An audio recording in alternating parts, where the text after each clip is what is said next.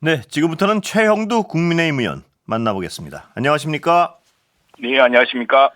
자, 예, 지난 네. 6일에요. 당론이라는 이름 뒤에 숨었고 당 지도부의 결정 뒤에 피했다.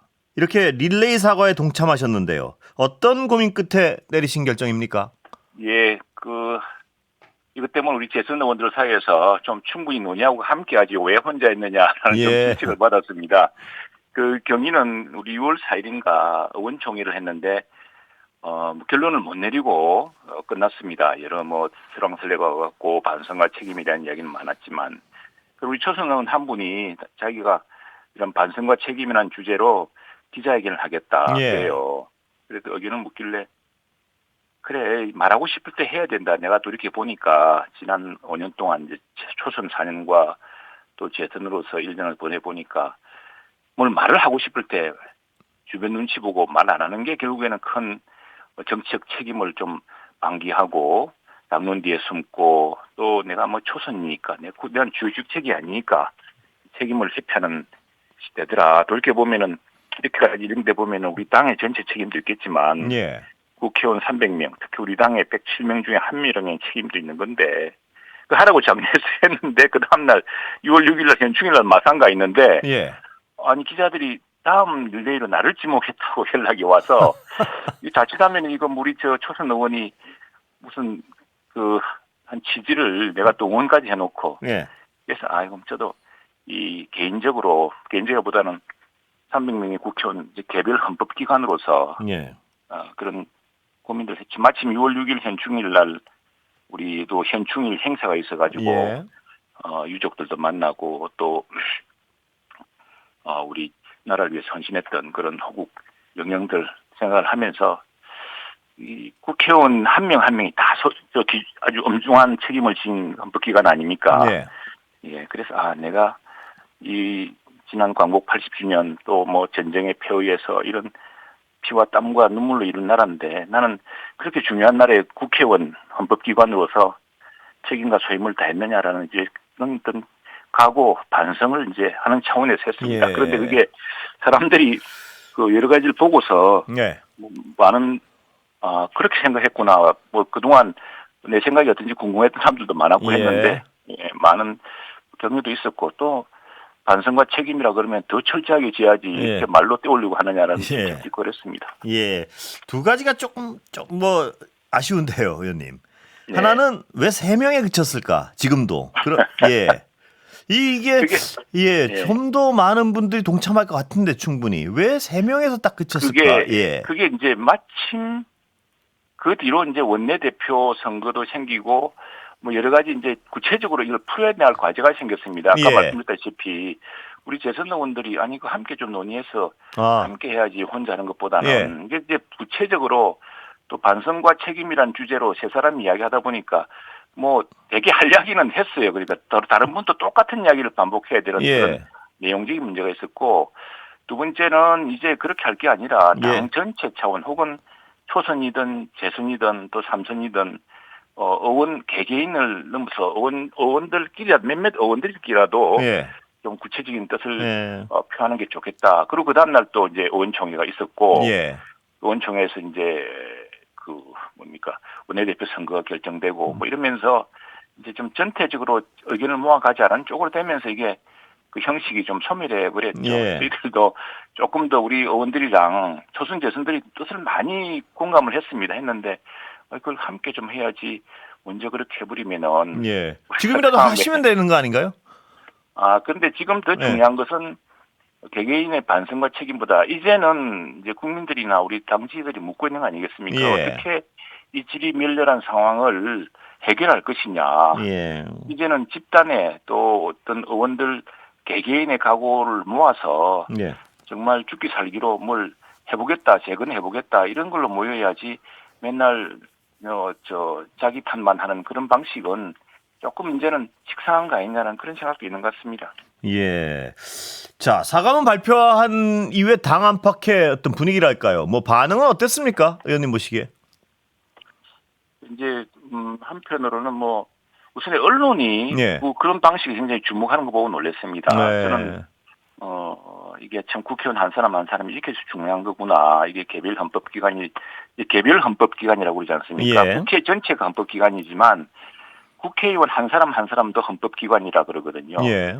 이런 책임이 이렇게 막중하구나를 느꼈고 그동안 이제 연락을 안 하시는 분들이 아마도 여러 가지로 우리 정치적 행보라든가에 대해 실망하셨겠죠. 예. 그런 분들이 그 내용을 쭉 읽어보고 그 모르는 부분도 있었고 왜 저렇게 하나 이렇게 하고 좀 여러 가지 실망도 많이 하고 했는데 예.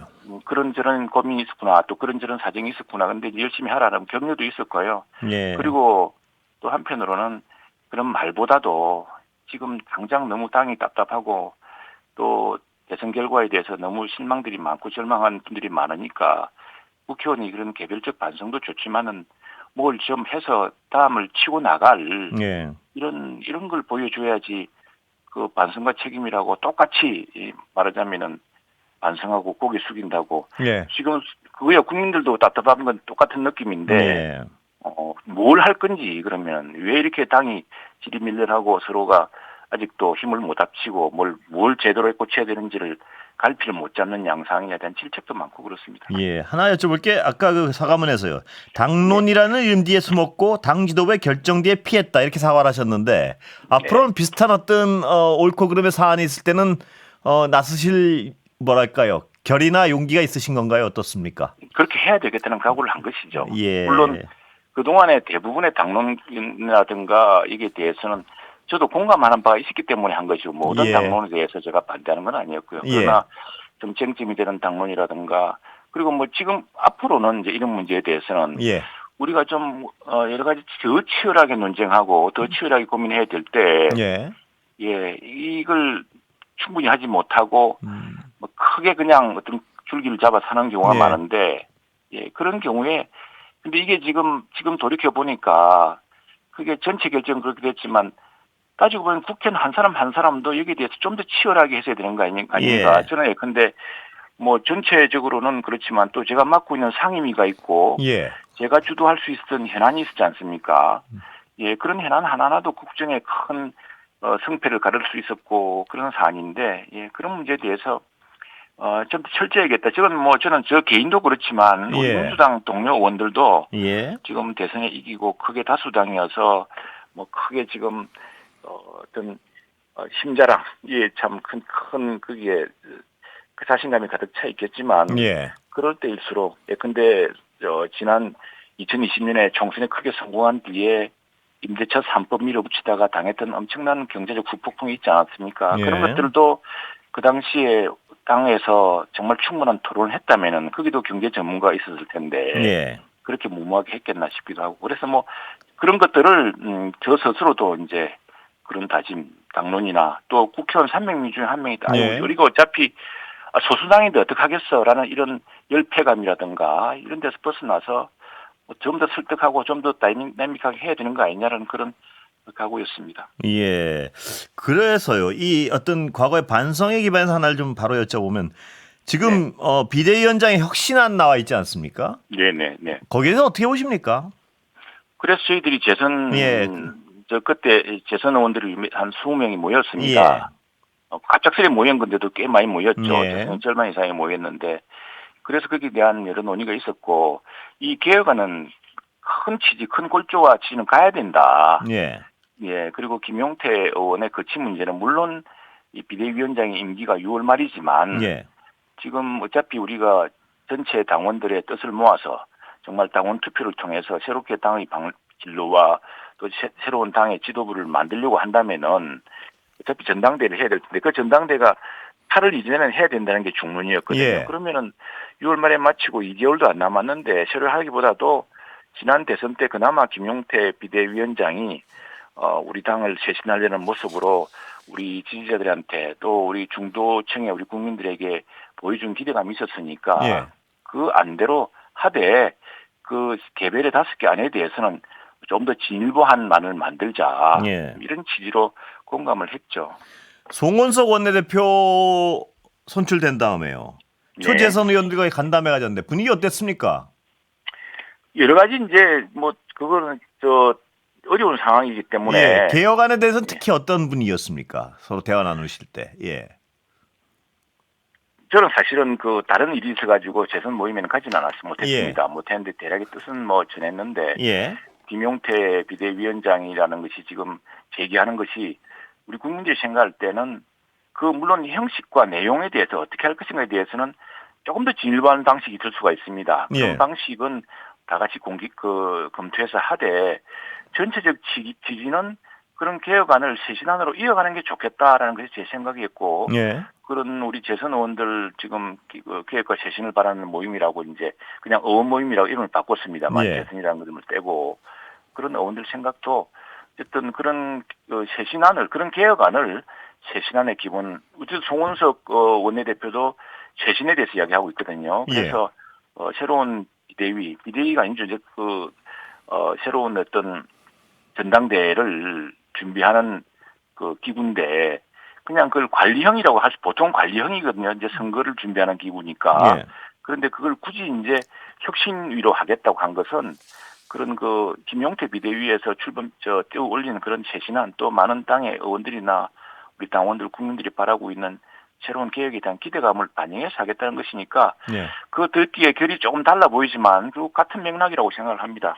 예. 밖에서 언론에서 보기에는 약간 어떤 다른 얘기 같이 들려서요. 그게 이제 언론도 그렇게 기사를 각을 잡아야 또 이렇게 아닙니다. 각을 잡는 게 아니라 그 당 내에서 하시는 말씀이 다르기 때문에 그렇지 무슨 각을 잡습니까? 예. 아니, 왜냐하면 그러니까 둘 다 이름은 혁신인데 서로 예. 바라보는 방향이 완전히 좀 다른 것 같아서요. 아니 다를 리가 있겠습니까? 예. 우리 당이 첫 번째는 탄핵을 한번 당했던 정당이지 않습니까? 예. 대통령이 탄핵을 당했던 정당이 또 두 번째 탄핵을 당하지 않았습니까? 예.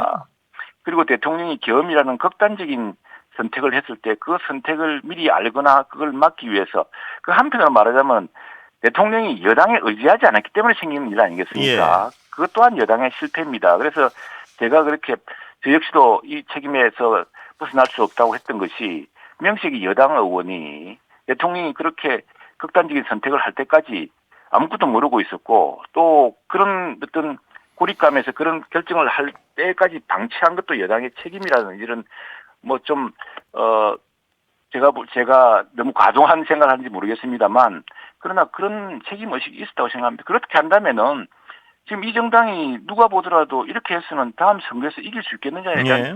아주 절박감이 크거든요. 예. 그것 때문에 왜 두 번씩이나 탄핵을 당하는 정당에 우리가 뽑은 대통령, 우리 후보인 대통령이 두 번씩이나 탄핵을 당하는 이러게 했느냐. 예. 한 번도 두 번씩이나. 그리고 이런 상황에서 다음 지방선거에서 우리가 국민의 시를 대체할 수 있겠냐에 대한 절박감은 큽니다. 근데 이제 우리 당에 이게 당은 당규가 어떠냐. 예. 또 그 절차가 어떠냐. 이런 이제 강론을 둘러싸고서 이견들이 있는 셈인데 총론에서는 그 이견이 있을 수가 없고요. 그 강론을 제가 그래서 늘 강조하고 싶은 것이 지금 국민들이 볼 때는 총론으로 지금 어떤 큰 가닥을 잡아주길 바라는데 우리 당은 너무 강론으로 지금 다툼하고 서로 무엇 때문에 저렇게 싸우는지를 무엇 때문에 저렇게 이견이 있는 것처럼 비치는지를 총론의 합의를 못하기 때문에 이견이 비치겠죠? 아닌가요? 총론이라는 것은 정당이라는 것은 다음 선거에서 이겨야 되는 정당이고요. 예. 또 왜 실패했는지를 분석해야 되는 게 아니겠습니까? 예. 실패의 원인이 서로 다를 수가 있습니까? 예. 그런 데 대한 이제 분석을 통하면은 저는 해법이 될 거라고. 그다음에 또 하나는 이제 예. 우리 김용태 비대위원장은 예. 당원 여론조사를 하자 그랬습니다. 예. 그런데 그거는 뭐 지금 급박하면 모르겠는데 어차피 1, 2개월 내에 전당대회를 또 빨리 하자는 지금 주장도 있거든요. 예. 왜냐 민주당이 지금 7월 말입니까? 그렇습니다. 예. 예. 8초죠, 8초. 예, 8초 아닌가요? 8초죠. 예. 8초죠. 예. 그렇다면 우리 당도 이렇게 늦출 건 뭐 있느냐? 하긴 합니까, 의원님? 전당대회? 해야죠. 전당대회 해야죠. 그러니까 해야 된다는 당위성입니까? 아니면 안 할 가능성도 배제할 수는 없습니까? 당위성이라고 봅니다. 저는 왜 그러냐니까 예. 우리 의원들이 또 원내에서 무슨 이렇게 가닥을 못 잡고 예. 서로 설왕설래가 있을 때는 저는 우리 7, 80만 당원들의 선택이 항상 옳았다고 생각합니다. 예. 당원들의 그래서 그것이 지금은 오히려 어떻게 보자면은 당원 여론조사냐 김용태 비대위원장은 좀 급하게 당원 여론조사를 하자 그러는데 예.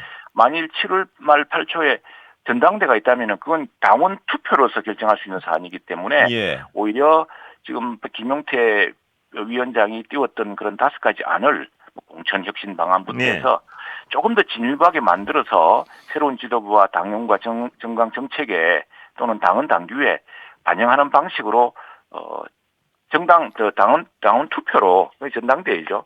결정할 수 있기 때문에 조금 시간 차이의 문제 아닌가 생각합니다. 그렇게 보자면 예, 의원님. 이게 뭐 좀 말씀 하나 질문에 대해서 너무 길어서요. 하나하나가 약간 네, 네, 여쭤보고 말씀하세요. 싶은 게 좀 많은데. 예. 네. 전당대회 하면은 누가 나오십니까 지금? 제가 모르는데 예. 저는 항상 우리 전당대회가 정말 뭐랄까요 의외의 결과가 항상 나왔다고 예. 생각합니다. 예, 우리 전당대회 제가 처음에 국회의원 된 뒤로 이제 예. 의원님, 그렇죠. 근데 그래서 제가 여쭤보고 싶은 건 사실 좀 예. 구체적인 거라서요. 김문수 후보 나옵니까 안 나옵니까? 좀 그건 이렇게 모르죠. 예. 아, 근데 모르나요? 김문수 후보는 굉장히 부정적이지 않았습니까? 본인은? 예. 아, 부정적입니까 지금 또? 아니 김문수 후보가 그렇게 말씀하지 않았습니까? 예. 그럼 근데 한동훈 전 대표는 나옵니까 안 나옵니까? 그것도 잘 모르겠습니다. 근데 언론에 보면은 반반이라 그러기도 하고, 예. 여러 가지 고민이 많겠죠. 예. 근데 누가 나오셔야지 전당대회를 할 거 아닙니까? 글쎄 말입니다. 그래서 지금 7월까지 예. 7월까지 좀 분명한 예. 전당대회를 앞두고 이게 또 이런 식으로 오래 방치할 수가 없지 않습니까? 그렇습니다. 예. 그리고 어쨌든 당의 모든 결정, 당의 진로는 지금 원내 우리 의원들만이 결정할 수가 없거든요. 예. 그래서 지금 우리가 원내 정당이라고 하지만 그 당헌 당규가 이 전당대회를 통해서 지도부를 선출하고 그 지도부가 당의 전체, 그 당의 선거의 승패를 좌우할 수 있는 큰 가닥을 잡아야 되기 때문에 예. 이제 벌써 1년 앞으로 1년 내로 다가왔죠. 내년 6월 선거니까 예. 6월 지방선거죠. 예, 6월 지방선거라고 한다면은 지금 이제 1년도 안 남았는데 어떻게 이 지방선거에서 그러면은 다시 어떤 진영을 잡을 수 있느냐를 고심하고 그 전략을 가진 분들이 나오고 그런 진영으로 당이 짜져야겠죠. 예, 제가 다른 질문 좀 드리겠습니다. 그 네. 홍준표 전 시장의 요새 행보에 대해서 어떻게 평가하십니까? 뭐 탈당을 하셨고 정계를 은퇴하신 분이기 때문에 그런 예? 뭐 예. 우리 탈당하시고 정계를 은퇴하지 않았습니까? 그래서 근데 이제 지금 속해 계신 당에 대해서 여러 가지 의견을 좀 구체적으로 표현을 하니까요. 거기에 대한 어떤 반응이 좀 궁금해서요. 예. 그래서 뭐 그러실 수 있겠다 싶죠. 뭐 어떻게 하겠습니까? 조금 아니, 왜냐면 위원정당에 제가 하나만 더 좀 그러실 수 있겠다 싶다는 말씀은 왜냐면 그분 말씀 중에는 왜냐면은 위원정당이라서 해산해 버려야 된다 이런데 그럴 수 있다 싶습니까? 아닙니다. 그거는 아마도 민주당이 그렇게 공격해 올 테니까 대처하라는 이야기 아니겠습니까? 아, 그렇게 해석하십니까? 그렇게 그분이 봅니다. 왜냐하면 해산하라는 얘기를 들리는데 오랫동안 해왔기 때문에 설마 뭐 위원 정당이라고 그렇게 우리 당 대표 출신이고 이 당의 후보까지 지내신 분이 그렇게 악담을 하시겠습니까? 아니, 그렇게 하셨지 않습니까? 공격할 수 있을 테니 준비하라 이렇게 받아들입니다. 아, 예. 굉장히 선의로 받아들이시는데요. 뭐 선의가 아니라 그런 경고로 받아들이죠. 그렇게 했으니 조심하고 준비하라는 이야기 아니겠습니까? 예. 그리고 그렇게 말하자면은 지금 뭐 여러 언론 나오지만은 지금 특검도 그렇고 여러 가지가 민주당이 좀 명심해야 될 것이 국민의 뜻이 어디 있는지 그리고 그 과유불급이란 말 그리고 정말 전 나라가 지금 어떤 상황인지에 대해서 대선에서 이긴 만큼 큰 줄기에서 잘 판단하길 바라고 있습니다. 예. 개혁신당과 연대 가능합니까? 내년 지방선거에서 지금 뭐 벌써 너무 이른 얘기인가요? 그런데 우리로서도 우리 당의 주제가 이제 중수청 아니겠습니까? 중도 수도권 청년. 아, 예. 근데 개혁신당이 무슨 말씀이셨습니다. 중수청이라고 그랬죠. 그래서 항상 화두인데 이제 중수청이 잘 안 됐습니다. 그런데 이번에 대통령 선거에서 이준석 후보가 매우 그 지지율이 뭐 12자릿수를 안 넘었습니다만 그 대선 출구 수사를 보면은요. 유권자의 18세에서 29세 유권자 55%가 국민의힘과 개혁신당 후보를 찍었습니다. 30대 유권자의 50%도 그러니까 젊은 세대에게 우리 당 보수라는 것이 여전히 대안이고 새로운 희망이 될 수 있다는 걸 보여주는 것인데 지금 특히 수도권 같은 게 이준석 후보가 상당히 많이 표를 얻었거든요. 그렇다면은 지금 이준석 후보도 스스로가 뭐 이재명 정부에 대해서 크게 기대한 것도 아니고 크게 걱정하고 있는 지금 정당이고 그렇다고 한다면 중수청이라고 하는 그런 큰 목표 또 지지 기반이 겹치는 30대, 예. 또 20대들이 걱정하는 저희는 것들을 시간이 다 됐습니다. 예. 예, 그런 것들을 서로 화학적으로 결합하는 뭔가 방법을 모색해야 되지 않겠습니까? 예. 오늘 말씀 여기까지 듣겠습니다. 감사합니다. 네, 고맙습니다. 최영두 국민의힘 의원이었습니다.